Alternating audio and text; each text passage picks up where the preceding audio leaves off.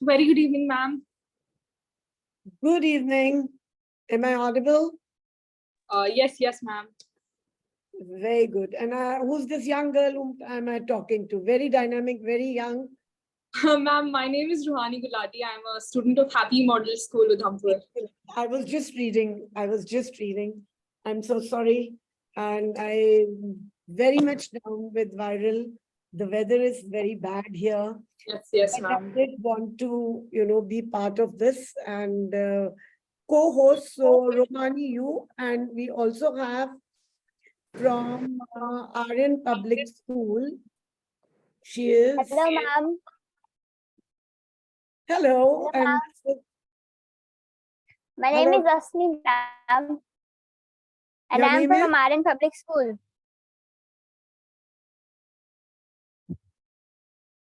Can you come again? There was some network problem issues. Can you come again? Can you speak again? Yeah, sure. My name is Asmi Gupta. I am from Aryan Public School. Good evening, Asmi. Good evening and welcome. And I'm so happy that I will be supported by these two very young, very dynamic, and I can already see so much of energy oozing in their voice, and who will be co-moderating. And it's a great opportunity, Rohani and Asmi, to be moderating in front of participants, viewers, pan-India. There'll be people from pan-India, and you are actually moderating in front of them. Excellent. And how was this small internship experience of about 2-3 hours that you had with Sonali ma'am? How was it? Ma'am, it was great. She was very supportive. She helped us throughout. She gave us instructions. She was very supportive. Yes. Great. And you did feel that you were doing something out of the box. You were just No. Yes, ma'am. This is actually helping. This would help me learn and grow more. Absolutely. Excellent. Welcome, Rohani, and welcome, Asmi. Let me very quickly interact with Mr. Manish Gulati from Chairman, Principal, Happy Public School. Sir, yeah. Good evening. Good afternoon. Good evening, ma'am. How are you doing? It's a pleasure to be in your show always. It's a pleasure. Thank you so much. Actually, I'm very under the weather today, and that's why the Edudevs teams is at the office, and I asked them for a leave today, but I really didn't want to miss, moderating the webinar. And yeah, the weather is bad in this part of the country. It's the viral. This time the monsoons are really tough. Yes. Yeah. But very happy to have you. And I've visited Jammu a couple of times because I'm an author with Cambridge University Press. I've been with them for many years. And Nice. So in that capacity, when teacher trainings were just, the idea was just taking a shape. That was the time when Cambridge had approached me to create an inventory or a catalog to be sent to the schools. So Jammu, yes, I've been coming, and again, Srinagar is an area where we started with our own academy, Edudevs Academy, but because of certain, socio-political things, we had to. But welcome, sir. Amazing to have you, and we'll look forward to some great insights from you. Yes, whatever experiences I have, I would love to share with the group and benefit from their learnings as well. I'm sure. Welcome you, sir. And I really hope, let me just, very quickly, this is quite an informal, ice breaking before we go live. And we have Mr. Dheeraj Gupta with us from Aryan Public School.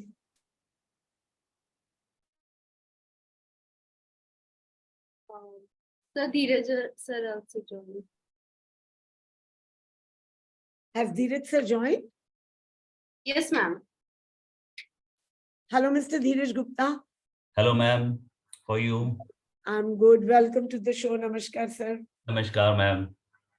Very, very honored that you all spared some time, because we've always felt that, it was never a better idea than to have discussions and deliberations on, the national education policy. Of course, we started with that, but the changes that are coming in and the fast pace of changes that are coming in, and the principals, the educators, the school heads who are witnessing and living these changes, nobody is better than the policy people. Have done their work, and this is how Edudevs and Amrita Vishwa Vidyapeetham, which is an esteemed university in Coimbatore, and with various campuses.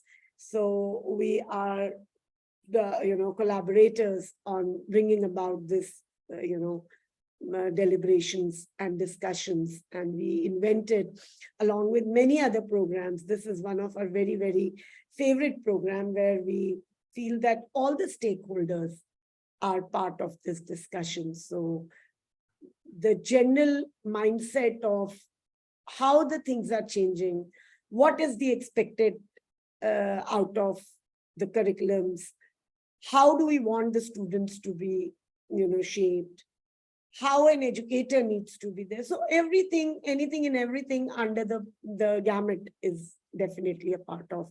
And all the topics are not chosen by us or Amrita. We normally run polls and we get these topics, whatever the people want to hear.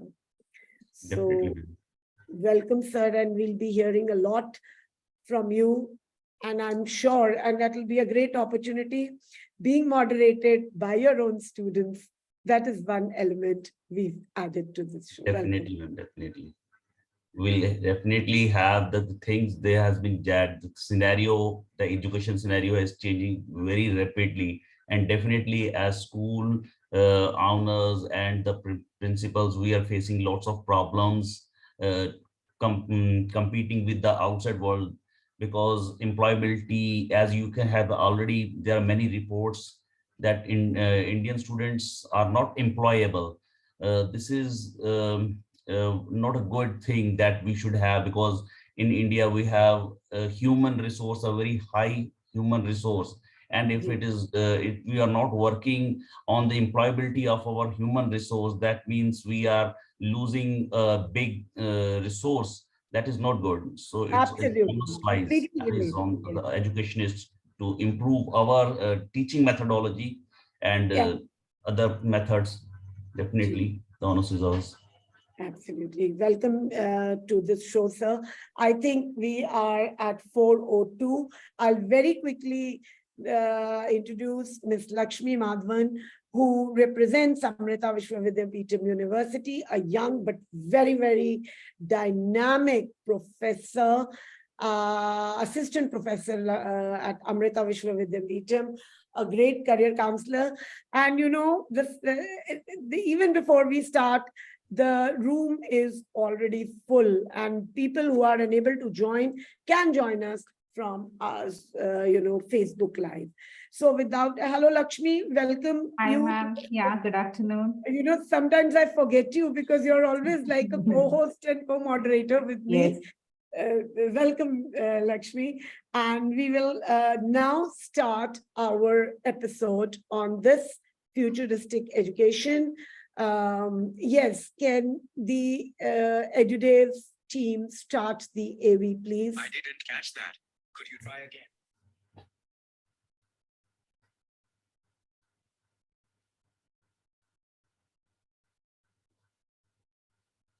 AV team, Team Edudevs, can you start the AV, please?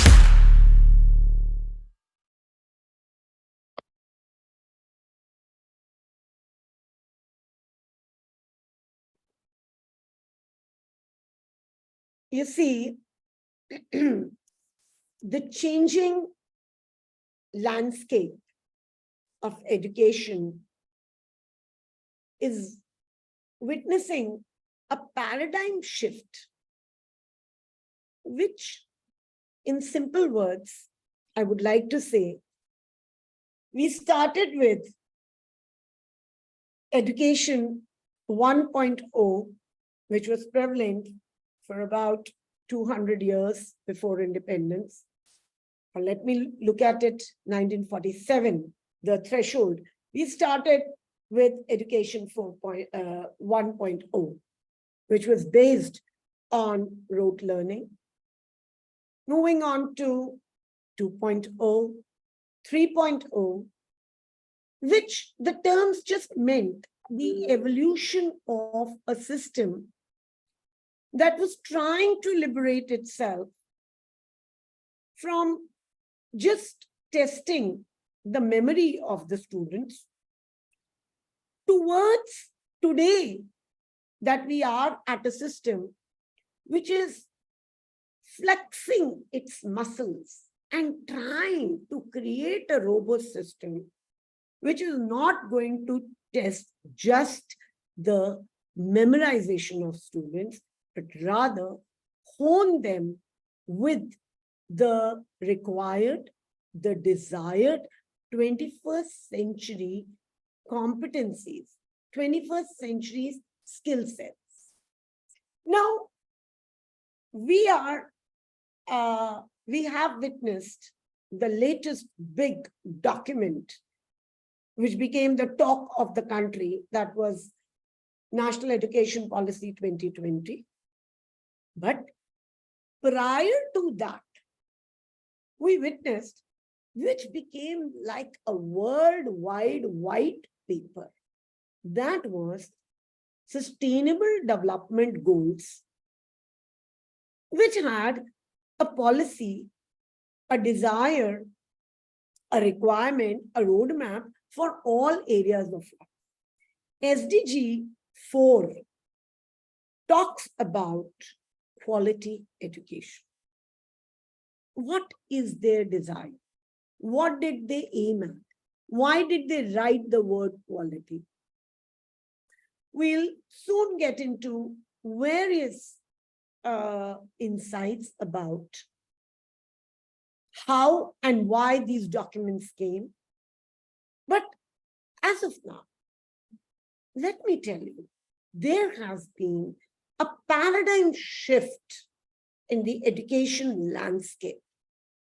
The traditional classroom models are making way for digital classrooms and online learning platforms, which could be online, MOOCs, hybrid, providing flexibility and accessible education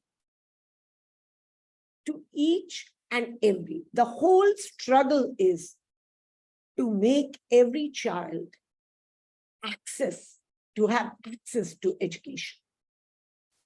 Personalized learning approaches are gaining prominence, catering to diverse student needs and preferences. That is the greatest paradigm shift that we are talking about. Because after all, an apple is never equal to an orange. Educators across the world are navigating these challenges and adapting to strategies to embrace this transformation and prepare the students for a dynamic and uncertain future, which we often call that we live in the VUCA world.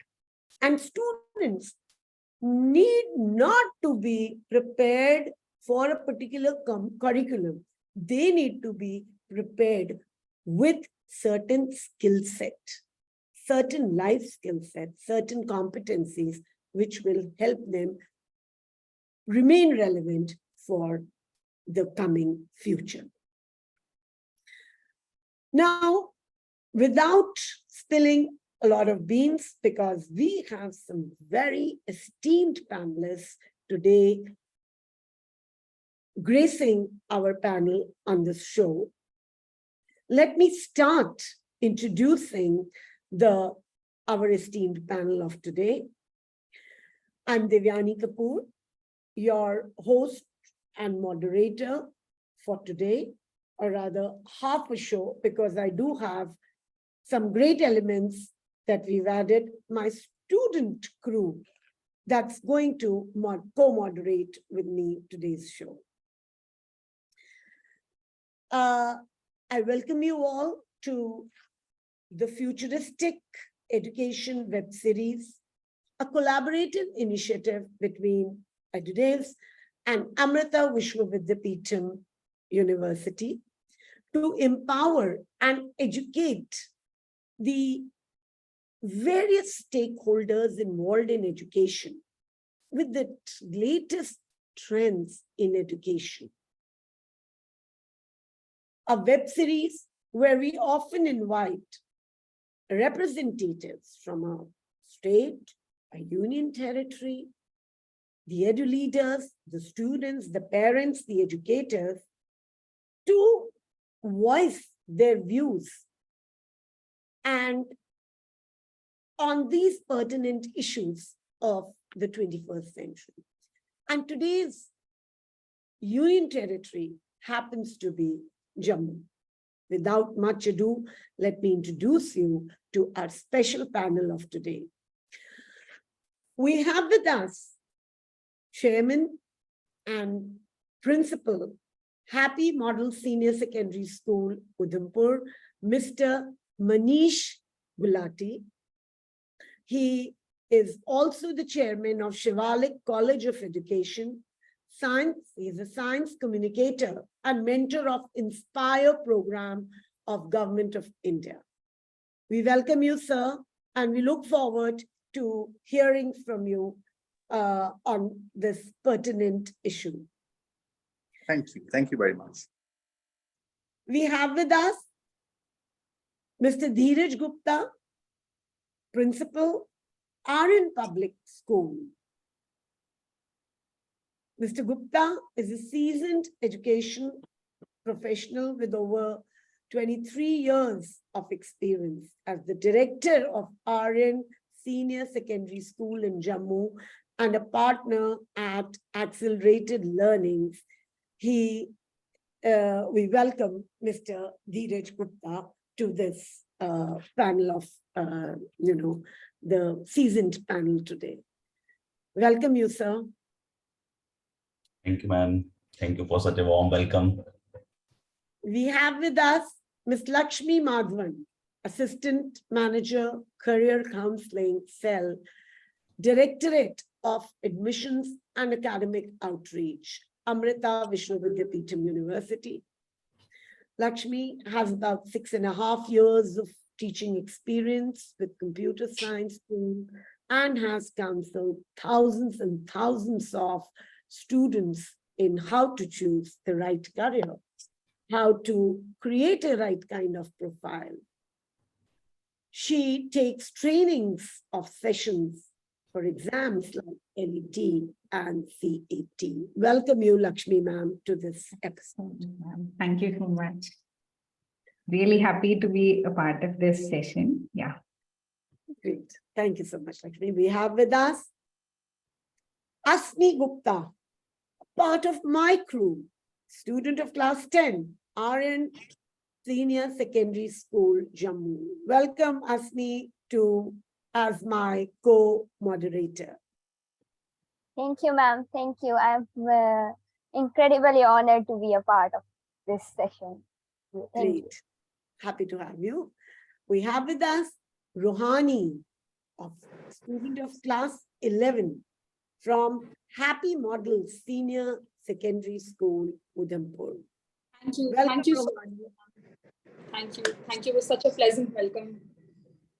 Great. Welcome all. And now let's not waste time. And let me just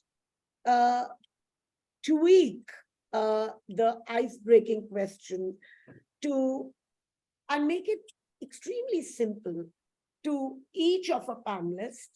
And the ice-breaking round we have, excuse me, one question would be addressed to all the panelists, and we would like you to restrict your, the answers and exhibits to not more than 2 minutes, because there's a lot coming in, to where we expect your expertise.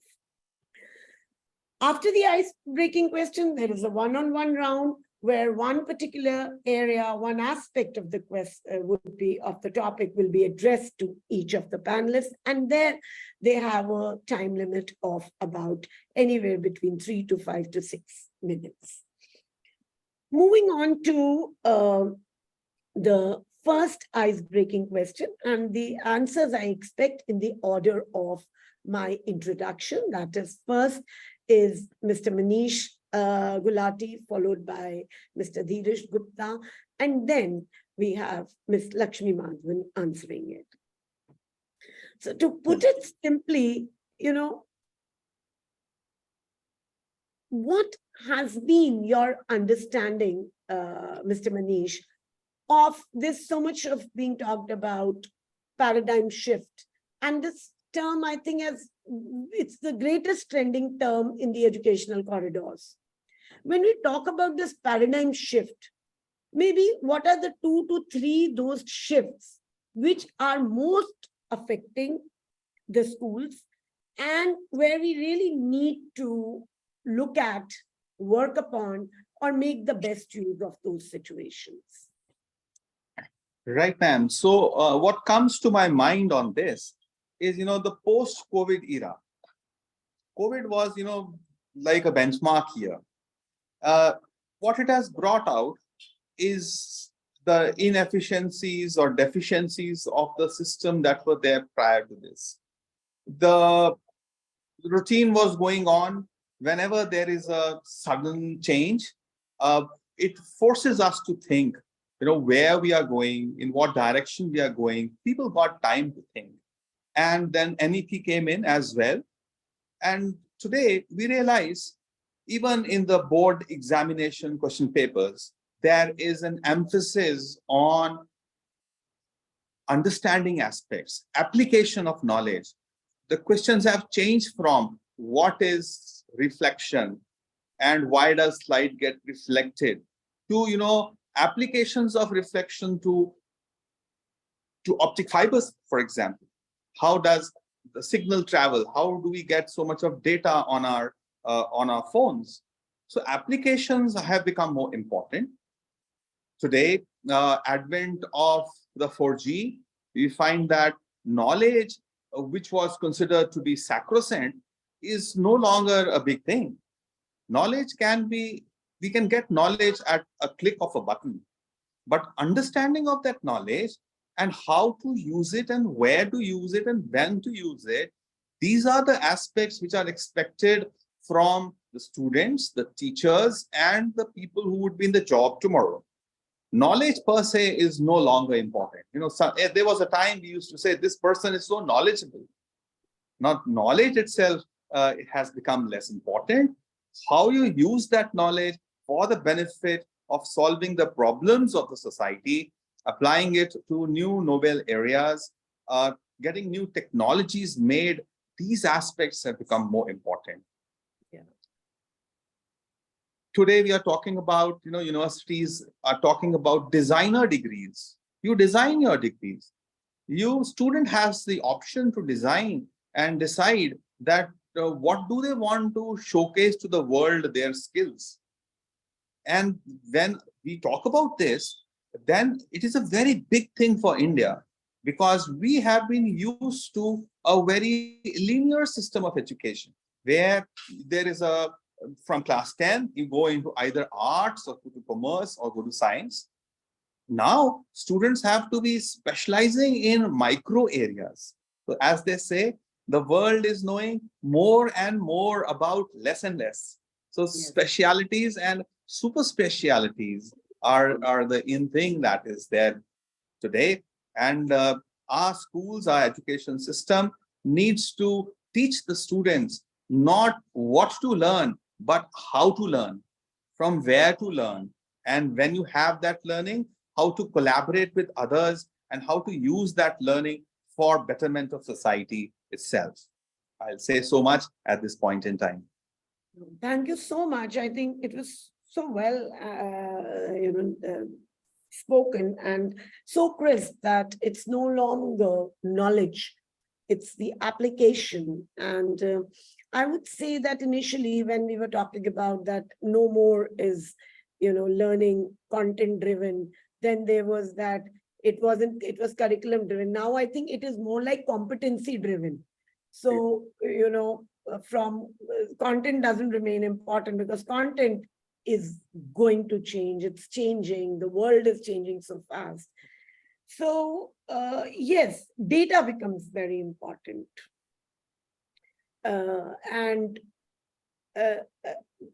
So much so, whether it is for the educators or is it for the students, whether it is how to run a classroom, or it is how to run a school, or how to do an analysis and assessment of a student's, growth. Everything, the patterns have changed. And from as you rightly said, that collaborations, it's all about collaborations. It's all about critical thinking, understanding, and definitely, as you very rightly said, with 4G coming in, knowledge has become, everybody has the knowledge. I still remember that way back, the term convection stove and all, those were parts of quantum science way back. But today, even the chaiwala on the street knows the mechanism of a solar panel or that convection plate. Somewhere the frontiers of knowledge have really pushed far and wide.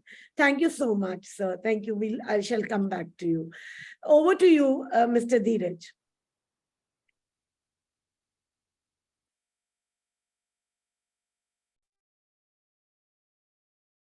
Yes, Mr. Dheeraj.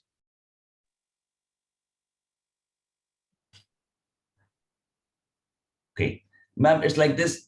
Education is ever changing. It's not this, the education is changing right now. It has been changing since centuries. It was Gurukul system, and then afterward British system. And from the last 70 years, after the independence, education system has definitely undergone, as you have already said, certain changes. But from the last 20 years, there has been a drastic change. Earlier, it was like this. Only books were there. We used to read particular books. With the launch of this multimedia tools, many companies, the books, they were animated. There were smart classes. There were smart things. As far as animated classes are concerned, they have opened the new, you can say, ushered a new world of learning. We used to see a different book in a different perspective. Earlier, if a student of class 10 is learning about photosynthesis or something else, but now after the introduction of smart classes, they used to see that. But after the launch of 4G, I think education has changed drastically. Pandemic, no doubt, was a catalyst in this change. After the pandemic, we feel that education is not bound in the four walls of this classroom. That has definitely to change. Educator, whether teacher or any professional, need not to be present in the classroom. They have to be out of the classroom. They have to be out of the, they have to think out of the boxes. Most of our teachers, definitely you might have seen online, they have introduced themselves to the online classes. There were many teachers who were not even introduced to computers ever, but still they managed to cope up with this challenges of this online teaching. Online teaching, they have created a new world now. So definitely more and more we go into this online teaching, there will be a shift in the study pattern. Now the purpose of learning has changed. Now the students, you think, why I have joined a particular course? Can I have another course along with the particular course what I am pursuing in this formal education? They are pursuing their hobbies, and most of the students, they are pursuing their hobbies, and now they are converting those hobbies into their professions. This is a shift definitely I'm seeing that creates, ultimately it's a why we are working, why we are having a job, purpose of living. Purpose of living was like, is it the earning? Is it the money that we are working for? I think that is not the way. We should find the purpose of learning. Purpose of learning is to increase, enrich our soul. If we are happy with my profession, that means I am very ease at my life. I'm having ease at my life. Sole purpose of education is to be happy, whether it is money, whether it is the remuneration, or the things which I like in my life. Am I getting that? I am achieving the goal of my life or not? So as far as the education is concerned, that has changed a lot. Earlier, we used to have IQ. We used to think how intelligent is student is in our school. Now we have shifted to HQ, happiness quotient. How happy a particular child is in my school. This is the thing. Now the thing is how many books we are taught. That doesn't matter. As Latif sir have said, knowledge, this is just a click away.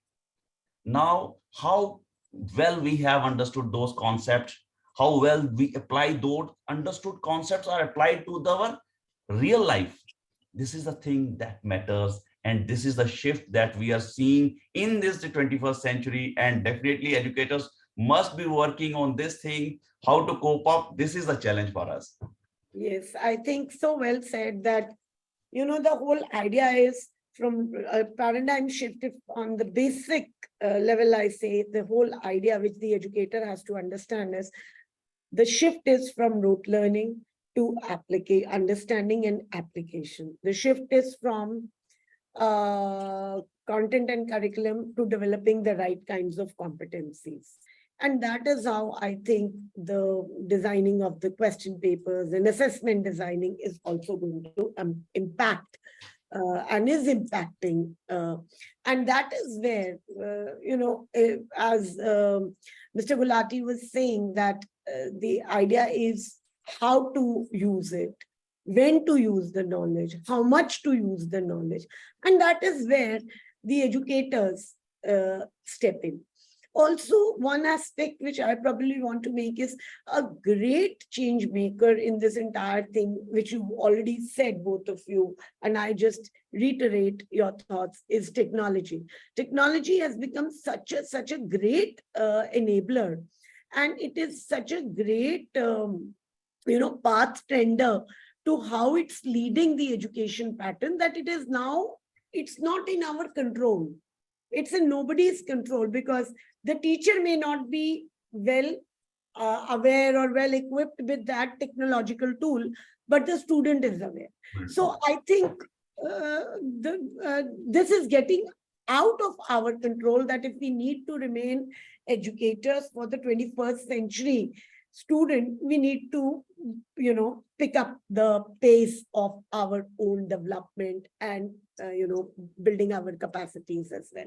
Ye to ek baat hai, sir. Now, let me move on to Lakshmi ma'am, and she, I'm sure, will have a lot to speak upon data, the technology aspect of how the shift is, the education system is seeing the shift. So Lakshmi ma'am, go for it. Try and keep those points which Gulati sir and Dheeraj sir has probably, left them for you to take up on. So we are living in a situation like digital learning is something which is there for every individual. We have to have the capacity to be a person, or we have to understand it so that we'll be able to survive in it. It's not only for students, we as individuals also need to be with that. So that's the first thing when it comes to education. And now working as a part of a university, I know marks is something that's not important. Coming up with the courses, being a 90 percentile student, 99 percentile student, scoring a 10, that is not something which is important. A basic mark with the skills, maybe how to accept the things, how to go with it, how to go with the flow, how to collaborate, how to be with the people. This is something that is very important, and we are teaching students. They need to understand how to use all the technologies that are coming up. And now they have a lot of opportunities to club within different courses. I'm very much into one thing. I can study that. I'm interested into this thing also. So I can, it's like more of an interdisciplinary thing. I'm into computers. I'm into psychology. That is possible now. Earlier, we were not having an idea. Yeah, this thing is possible. So it's drastically changing. Even we are updating on the new softwares, on the new technologies that are coming up and helping our students in all the way. We teachers have to learn a lot to be with the same pace, to be in with the same pace with our kids. So that's my first count on this. Great. Thank you so much. Of course, you brought in a new perspective that one, I feel because of the technology seeping in and the online patterns coming in, children may not be restricted to one courses. There's a lot of flexibility that the child gets, lot of choice that the child gets. And second is the interdisciplinary aspect of, Thank you so much, Lakshmi. Moving on to my next question, and that's something I would want to address to Mr. Manish Gulati. Sir, tell me that with this rise of online education, of course, during pandemic, we all went online. Somewhere we saw post-pandemic, we even forgot to use the toolkits, the tools that we had learned during pandemic, and we started coming back to, classroom chalk and talk kind of a methodology. That's one aspect. But with this rise of online education and remote learning impact, the design and accessibility of education, how will this design and accessibility of education be impacted? Like you're in Udhampur. There may be areas where initially there was an issues of books or maybe what. So how this online or technology is going to be the game changer in transforming education? Right. So technology has brought democracy into education. A child can learn as much as he wants to learn. He has so much of data, information on the net itself.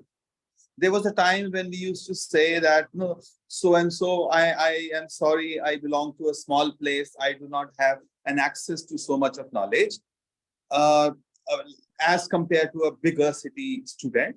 But that is not true today. A person who, whether he lives in the mountains or in a metropolitan city, can have a similar access to knowledge itself. So that democracy into education has come. But there was a time, ma'am, when we used to say that, computers and internet has brought a digital divide. Now today, with an access to digital resources, what I would say is today technology has brought about a learning divide. That learning divide is not per se technology. It is per se the individual. How much, what are you using the technology for?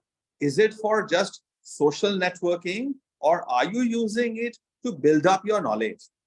So different students are using technology differently.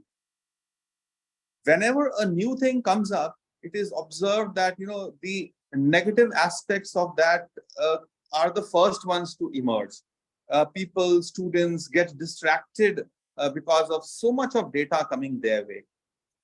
So it is imperative for the schools to teach the students how to control your emotions of using this data and how much data to use, where to use it, and how to direct your knowledge itself. Students were all earlier in the classroom directed by the teacher. The teacher would decide that what is to be taught to the student. With the data in their hands, today the students are sometimes just left helpless. They are actually going into that marsh of so much of data, and many students are not able to really emerge out of it. Second thing I would say is that, we don't need to be just consumers of knowledge. Students of today need to become the producers of knowledge. And when I say producers of knowledge, we say this, that how do you learn? For example, we learn language, our mother tongue, from the mother who practices it with us. We learn that, we pick up that language. Our earlier methods, we were learning, we were consumers of science. For example, we were taught what is reflection, what is refraction of light. We were consumers of science. Now, if you want to become a producer of science, then not only does a student need to learn the political history, he needs to learn the scientific history. How were the laws discovered? Not just what the laws are. We need to learn the challenges that scientists go through, the role of communication with their peers. So we need to train our students into collaboration, into working together. The methods of teaching need to change in which, they are using more of project methods. They are having communication abilities well developed.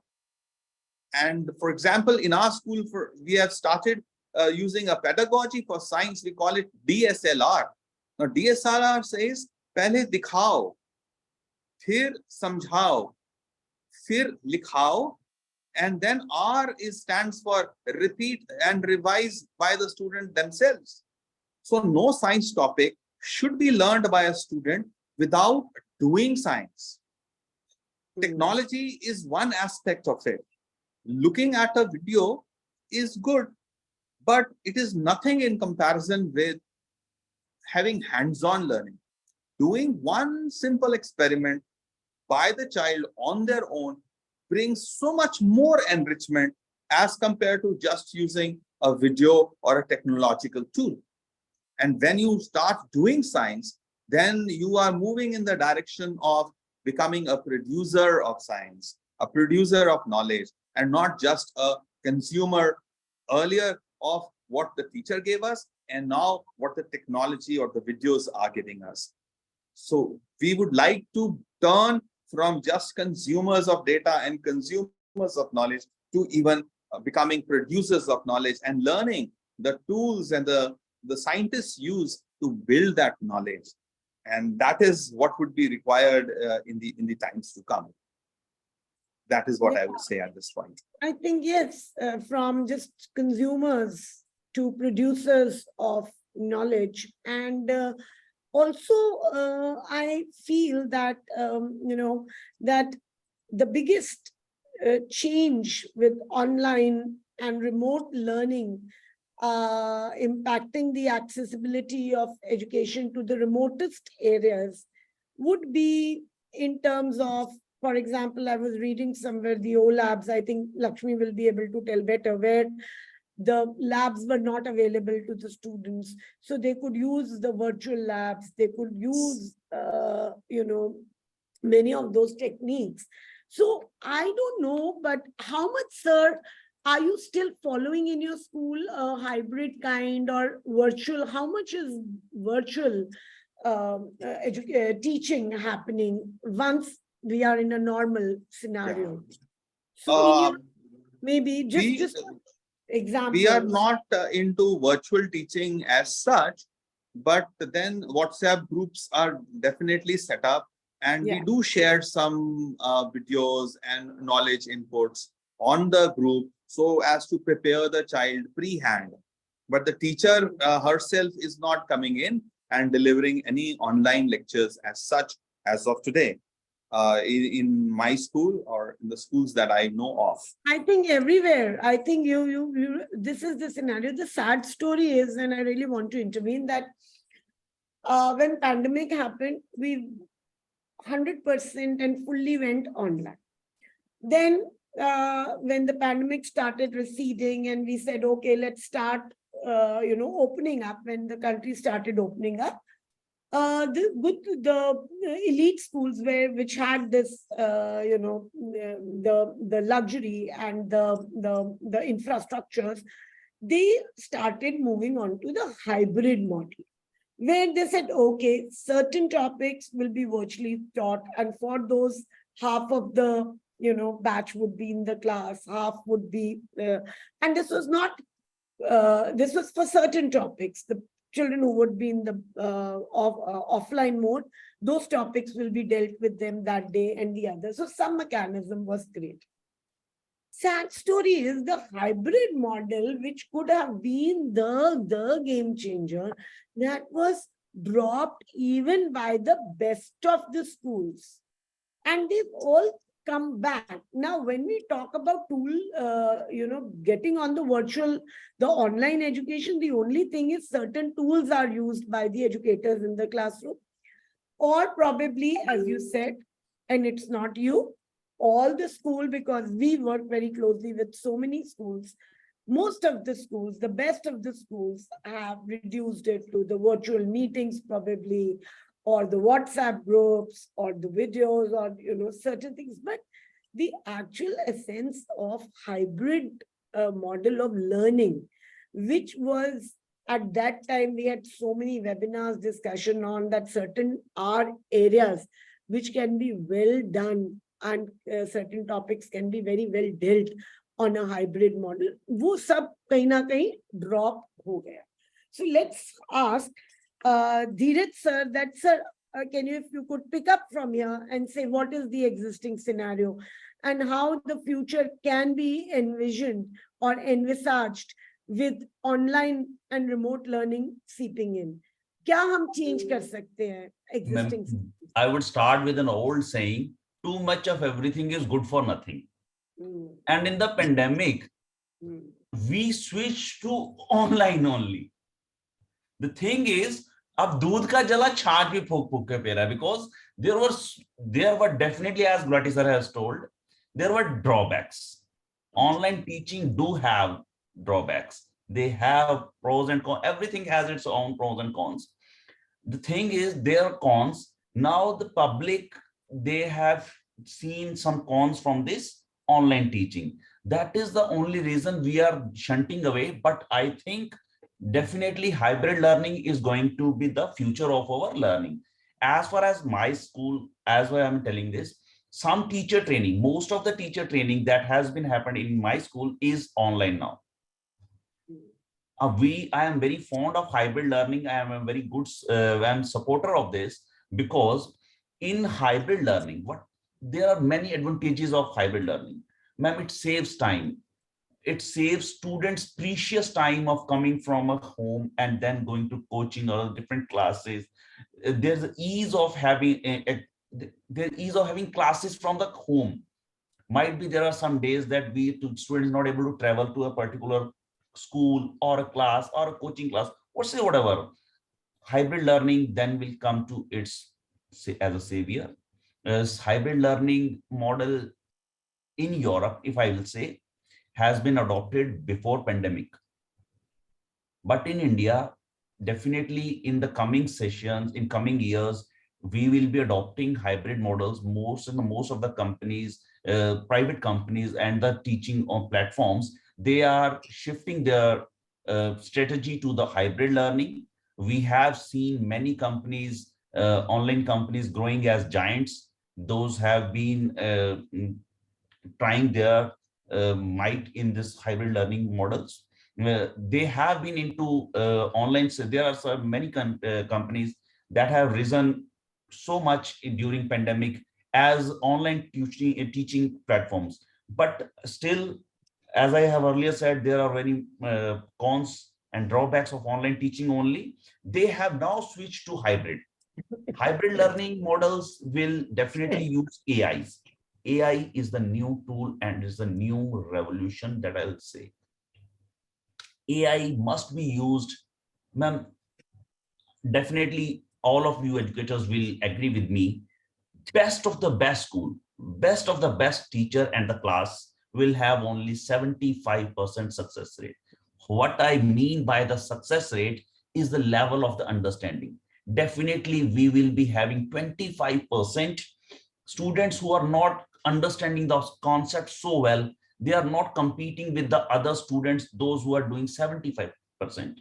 They are not getting as higher grades as the students which are considered as the good students. They are considered as the poor learners. Ma'am, here AI will come to us as our savior. It has been 70, 80 years we are teaching into the same learning pattern, and still we have reached up to 75% of our success level. What about that 25%? Even 1% is bad if I am that 1%. How can AI can help us a lot?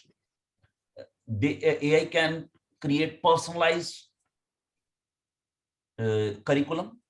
It can create, it can just find out the teaching learning gaps of those 25%, where we as a teacher, we have certain limitations in that classroom. We have certain limitations of the timings. We have to give a lecture that should be viable to whole of the class.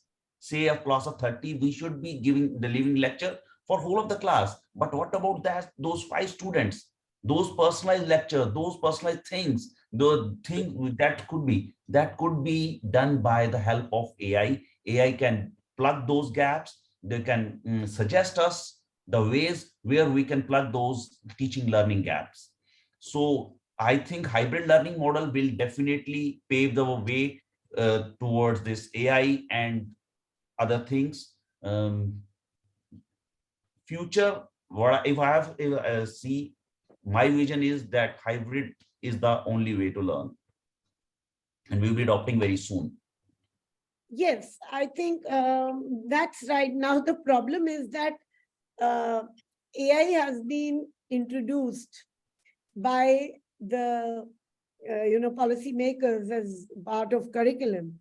Now, with AI coming in and the changes that it brings in, the student has got already the flexibility to choose not just the course, but from whom he wants to undertake that course. The intelligent students might feel the teacher in class who's teaching from the textbook is so redundant, and I'm paying for the fees. Why can't I take the class of Professor XYZ, who is sitting in probably California or any place in the world, and he is at much, because he's catering to the entire world. So his fees, the outcome is better, the fees is less. So, we have already introduced the trend. We have to now equip ourselves. Thank you so much, sir. Lakshmi ma'am, over to you now.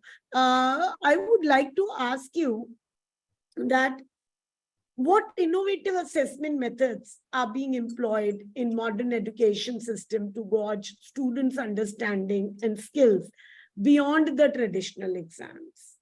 So we are talking, but still, of course, the sad story is term 1 happens, term 2 happens. We say we have changed the pattern of questions, but we are not getting rid of the textbooks, and we will not for some time. At least the publishers will not let it happen.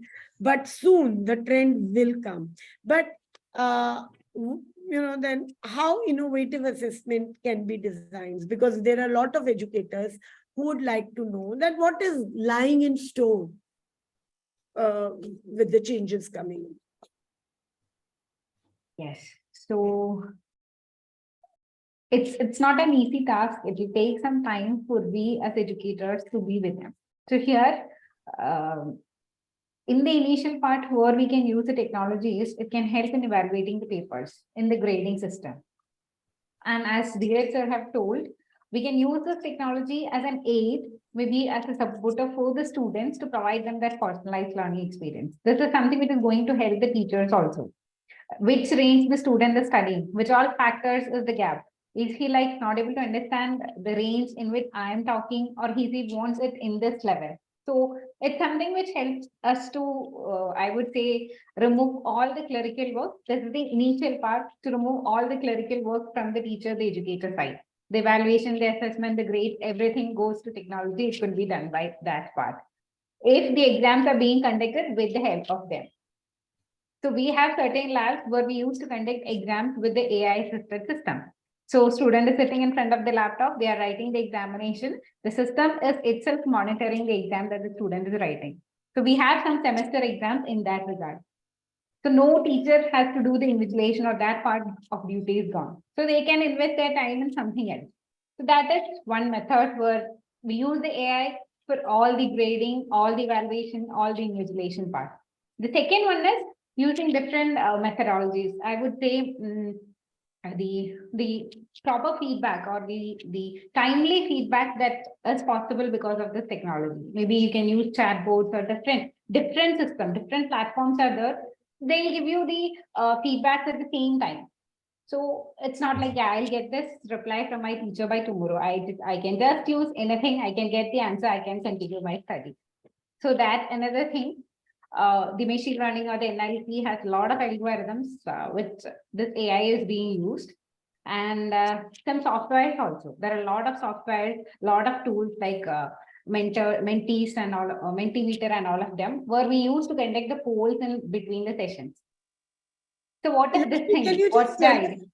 Can you also please reflect on certain tools that the teachers, because I always Okay, you want, yeah. certain tools Okay, which okay. the teachers can use in the classroom for assessment, for general teaching. So here, as of now, the classes are also physical in the university, but we do have some of the online sessions, maybe in the early mornings or after 7 or 6. So that is something which is happening. And the teachers can use something like the Mentimeter as a poll type of thing. Assessments is there, which is also a tool which can help the students in this mathematics things, the formulas and all. Then I think everybody knows about the Google Forms, the classroom question tool. Then Go slow. I'm sure some student people have. Okay. So assessments is something which is a mathematical tool, helps with the formulas and the mathematical calculation and all of them. For kids, we use that. Then CISO, I think everybody knows. So the second tool. Then we can use the Mentimeter, that's a poll tool. Google Classroom question tool is the Google Forms is also something. Maybe in a session, suddenly we'll give a form, ask them to fill it. It's like in between the session, we used to do it. So better understanding about what is happening. It's not like we as educators can't do this in a single day. Learning everything from our side, doing it initially, understanding it in the first time, then just take this to our students. So we have to train ourselves. It will take some time. And I would say we have some labs where the students prepare endings and all of them. And I think I remember one more thing which ma'am have told. This is the O labs. This was something which was developed from our side itself. It's a part of Amrita, where we have lab facility for the students of 9th, 10th, 11th, and 12th. That came as a part of the Ministry of Education project. So our people did that. In that, you're entering a physics lab, you have everything that's needed. You have the lens, everything. You're entering a chemistry lab, you have the resources. So just click on that thing, get the lab there. So it's a homework for the kid before entering the lab. Or those students who are not having an access of these facilities, they can just go for that. Thank you. So it happened. Yeah, thank you. And now, since we are running late in time, let me not deprive my students from their spotlight. Over to you, Asmi and Rohani.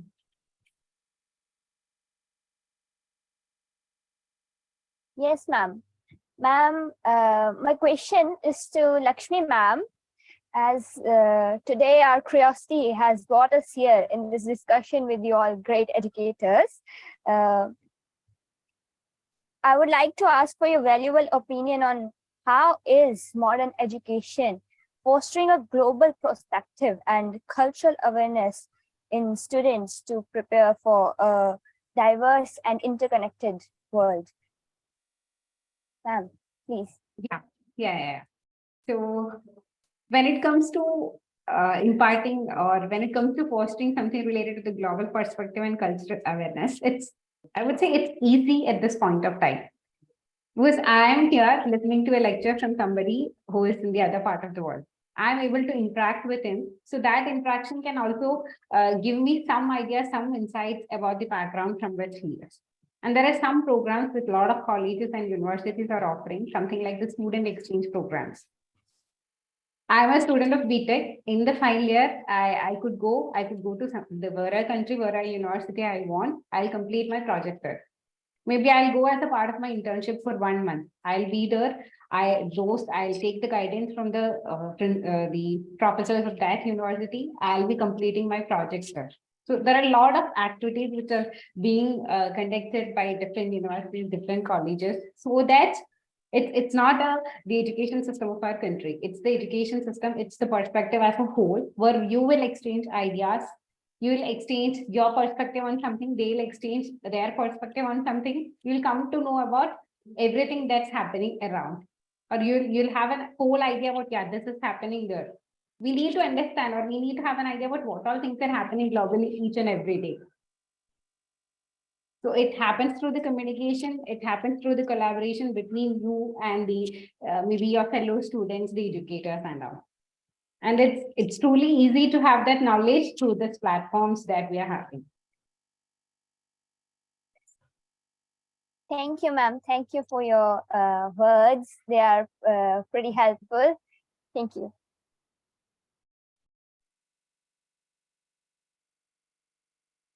Yes, ma'am. May I?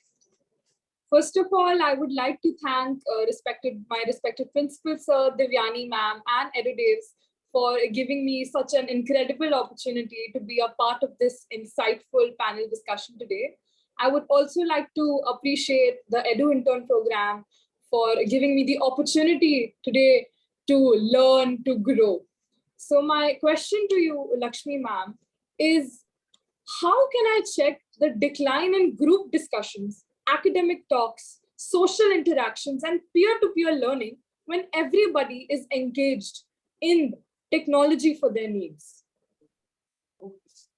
So I would say obviously the physical interactions and everything is less as of now, yes. But can't say it's not happening, because there is a shift that happened, and even we are discussing here now a lot of things. So the platform shift has happened, but the discussions are going on. Even if it's not face-to-face, there are a lot of other platforms.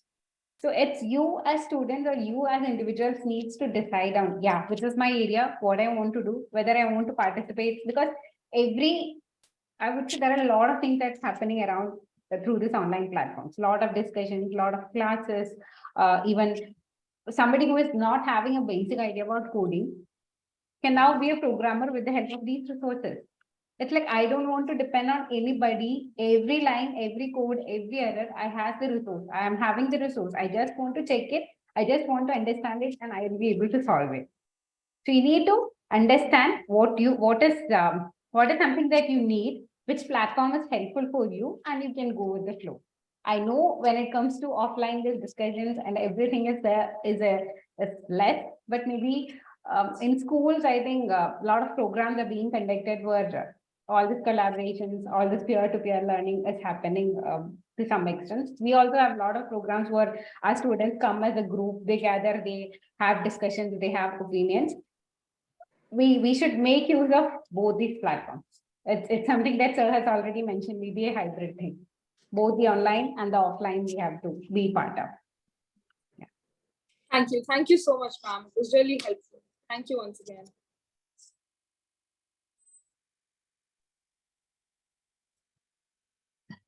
Before I ask my next question, I must thank you, my dear Principal Sir, Divyani ma'am, and team Edudevs.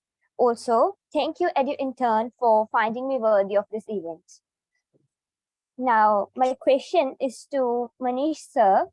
Sir, you are person with very, very long experience in education. Please share your idea about how integration of artificial intelligence and learning analytics in future education landscape changing the role of educators compared to the traditional student-teacher dynamic.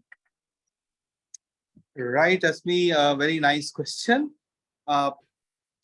You see, as a teacher, I'm always worried and wanting to know as to how many students have learned properly, what are the areas in which they are lagging. As a teacher, I may, because when a teacher delivers a lecture, he's very satisfied. He says, you know, I have delivered a good lecture today, but how much has it gone to the student's head always remains a question mark. We'll find that, you know, teachers will employ AI to get micro feedbacks of the areas that are still left behind. We would, as teachers, like to know that if there are major areas which are still left, what all do we need to reteach? AI should be helping teachers as well as students to focus on the small aspects of the learning. It is always the small things, you know, they say that small things, they have a lot of detail. So in the entrance exam, we get questions which focus on a small aspect of that particular knowledge. So did we cover that? So my AI tools would be able to guide me as a teacher that how much learning has happened. And then I would, as a teacher, would be able to take corrective actions for that. So AI is something that we teachers would benefit and the students would benefit the most out of it. AI should also be able to, you know, AI bots should be, many times, you know, students feel, they don't feel very comfortable asking questions in the class. They feel somebody may laugh at them. But to an AI bot, questions can come in. Sometimes students are shy of asking the teacher, but they won't feel shy of asking the AI instructor. I think what students would start asking more questions, and this would lead to better learned students, better performing students, and teachers would be happy that they could fill up all the gaps rather than create islands of knowledge. We now have continents of knowledge. Right, Asmi? Yes, sir, indeed. I personally use the AI bots as such. That's very nice. Thank Very you, good. sir. Very good.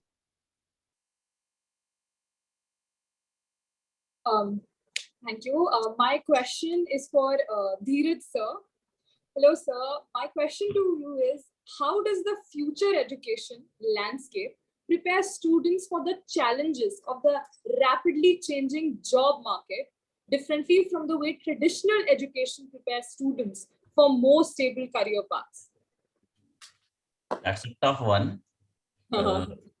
It's like this, that first of all, I will say definitely there is a great challenge among the present education system that it's a, I will definitely say that you're right, that most of the students which are produced by our present education system, they are not employable, because the education which we are providing at now at this stage is become redundant when it comes to the time of the student, when he is employable, when he wants employment. What he has learned in class 11, 12 has become redundant. I will definitely, first of all, give you some stats. I was reading a report from the Skill India Skill Report of 2022. Only 46% students are employable in India. The best from MBA, MCAs is 55%. MBAs with 55%, MCAs with the lowest of 21.43%. We are software of market of the world, still such low numbers. Definitely this future education landscape is definitely going to prepare the present students for the challenges of the rapidly changing job market. in different ways. First of all, hybrid learning. I'm a great fan of hybrid learning. Hybrid learning, instead of being confined to a physical classroom, the future education landscape will enable students to learn from anywhere, anytime, through any mode. Hybrid learning can combine the benefits of online learning, offline learning. Such a flexibility, accessibility is not possible in present system. That will definitely increase the skills in a student, and that will he or she is more of an employable. The other thing is, we should, as an educationist, as school learner, or as per the new education policy, we should have learner oriented curriculums. By that I mean to say, we should not follow fixed standardized curriculum. We should have, you can say, a diverse form of education system. Our new education policy definitely is working on this. Earlier it was like this, that the student has to choose either arts or a particular science stream, but we have done away with this but still it has not been implemented. Definitely it would be, when it would be implemented, our students will be having a more diverse learning atmosphere. And other thing is, we should not only rely on lecture and rote learning and what is taught in the textbook. As earlier Manish sir has said, an experiment done once by a student will be, you remember whole of my life. I have been to classroom from the since, and 25 years ago, might be it has been 25 years that I have lost, and as a student I have, but the things that as technically what I have done in my classroom are still, I can still remember those as the fresh ones. So what I'm saying is, it is not the particular one path that should be followed. Diverse, the more the diverse the education system will be, the more our students will be employable, and definitely they will be well prepared for the future, this changing environment, I think. Thank you, Is it sir. okay, I totally agree with whatever you said, with all that you said, and all your opinions and advice were of great help. Thank you, sir. So I think we come to an end of this session, as we are already over time. It's 5:06. Do we have any other questions, Rohani and Asmi? As of now, no, ma'am. I'm completely satisfied with what all of you said, with what Lakshmi ma'am said, Manish sir said, and of course Dheeraj sir. You all were of great help. I learned a lot today. I explored. I got to know more, and I'll always feel grateful to be a part of this. And I look forward to more such, webinars, more such panel discussions in the future, which will enable more my classmates, my schoolmates to engage in. Thank you once again. Thanks to the team, Edudevs and Divyani ma'am. Okay, before you thank me, I have one question for you. So post-pandemic, how has your life transformed in 3 ways? Okay. I can answer this. So post-pandemic, after pandemic, number one, I developed a habit. I developed a new hobby, which I used to think that I could never. I used to think that I would never be able to paint. But I got this curiosity, I had this spark, and I just started with a paintbrush in my hand, and I learned a new skill for good. So now today, that one skill of painting that I learned myself. So like, I'm a self-learned artist. I did not, go for classes. I learned it online, actually. I would give credit to technology for that I learned that skill online. And today I feel... Second, three things. Three things. Yes. I'm sorry, I took too long on that. Second is getting, as the teacher said, I got to know more about education, more about like getting out of the books, as so said. Like Post-pandemic, when I come back from school, I don't go for coaching classes or tuition classes.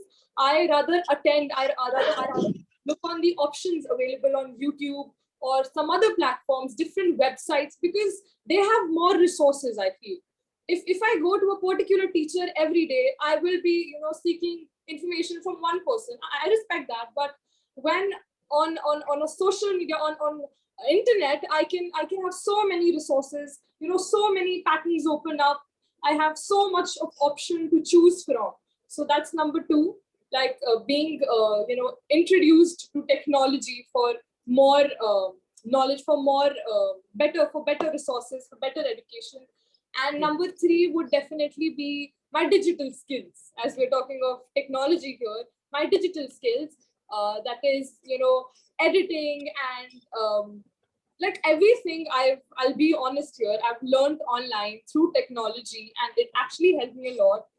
So I learned digital skills post-COVID, which I was not introduced to before COVID. So I've actually had a skillful globe of my skills after COVID. Great. Thank you so much, Rohani. Thank you so much. Over to you, Afni. Three things, not just about internet surfing, but any three things or two things which you felt you developed in you as a student post-pandemic and which added on to your competencies. Before pandemic, I never used to read anything. I used to find it pretty boring that I have to read my English stories in my book and everything. But during the pandemic time, I explored it online and I got in contact with e-novels. And now each and every day, every week, I'm starting a new book. It has improved my reading speed and everything.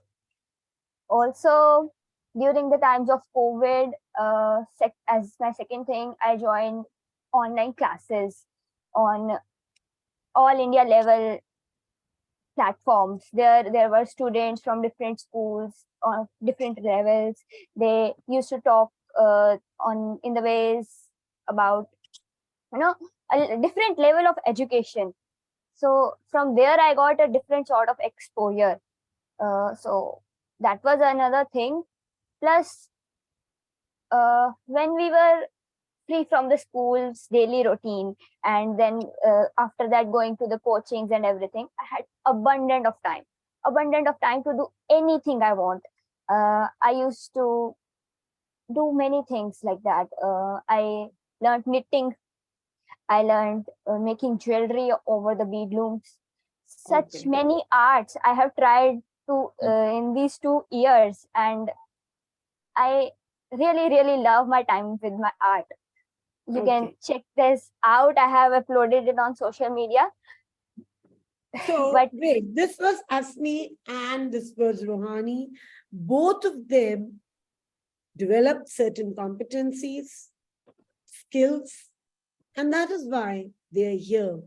One of the greatest skills which I was understanding and which I was observing, looking at them, was the ability to communicate with confidence, ability to collaborate with people living hundreds of kilometers away from where they were.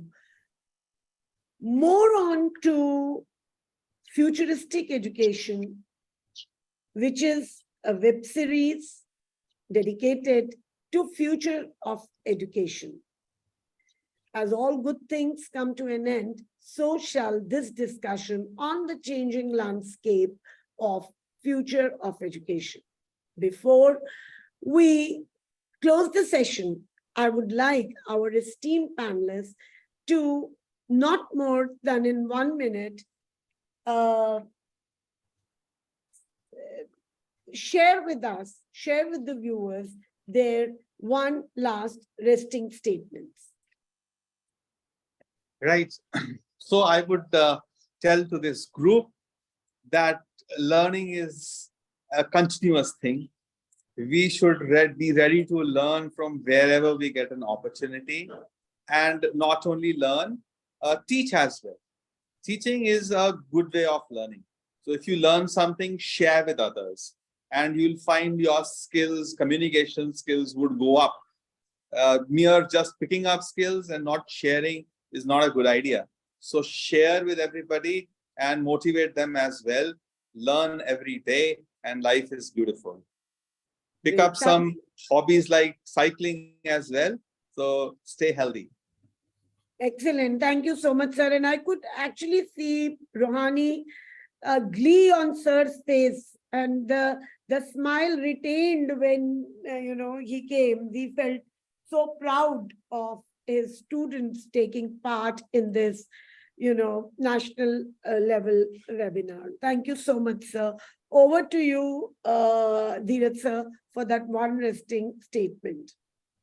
Thank you, Divani ma'am. It was very, you say, it's I went very elated talking to you all people, educationists. I am, and especially those students, you can say the energy and the vibrance that I have found in these students.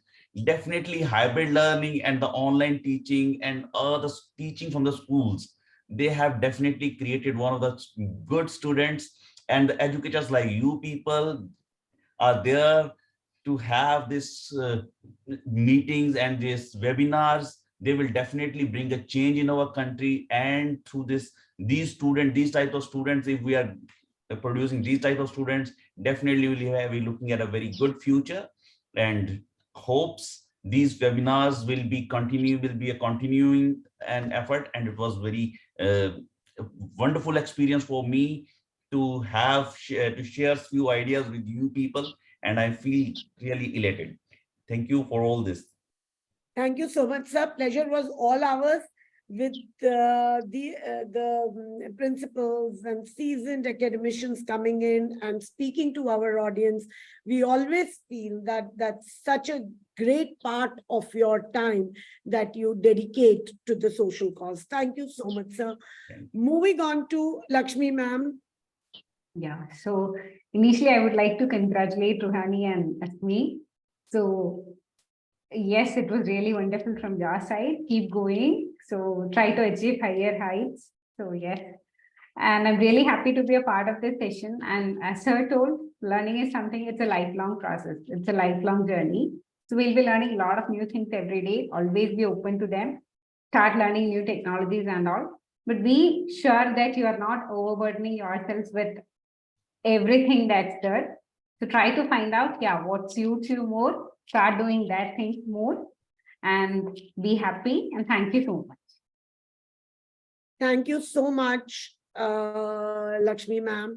And on my side, I would just say that we are in a VUCA world, a world which is volatile, uncertain, complex, ambiguous, which is extremely, extremely unpredictable. And what is required is to prepare ourselves, to prepare our students for this extremely unpredictable world by not gulping down content through their food pipes, but helping them become better and empowered 21st century young, dynamic global citizens, as we heard both Ruhani and Asmi trying to reach out to the global community to, better themselves and make better versions of themselves. And finally, the changing landscape of education emphasizes the importance of developing the critical thinking skills, the problem-solving skills, the collaborative skills, the skills of adopting and adapting at the same time, the skills to be able to understand what it means to live in challenging and unprecedented times. So, and to the educators, I would say the educators are now not just teachers, they are facilitators of knowledge. They are guiding learners to become independent thinkers, lifelong thinkers. And hence, their pedagogies need to change if they want to bring in the change which has already set in with, education in AI, education in metaverse coming in. And as we embrace these transformative changes, collaboration between educational institutions, policymakers, and technology providers become essential to harness the full potential of educational system. So don't restrict yourself to the textbooks. Don't restrict yourselves to traditional ROMs. The traditional classrooms are transforming, and so should the teaching methodologies, the assessment patterns, and the competencies that we are going to hone in the students should transform. And together we can ensure that education remains relevant, it remains inclusive and empowering to all the learners. And together we should try and live up to the spirit of the Sustainable Development Goal 4. And with this, thank you so much. We come to an end of this session. Please keep watching our notifications, and for more programs that Amrita Vishwa Vidyapeetham and Edudevs jointly offer for the development of the schools, the various stakeholders. And most of these programs we offer are complementary, and we would like you to be part of this journey to upskill yourself. Thank you so much, everyone. And Edudevs, can we have the final AV, please?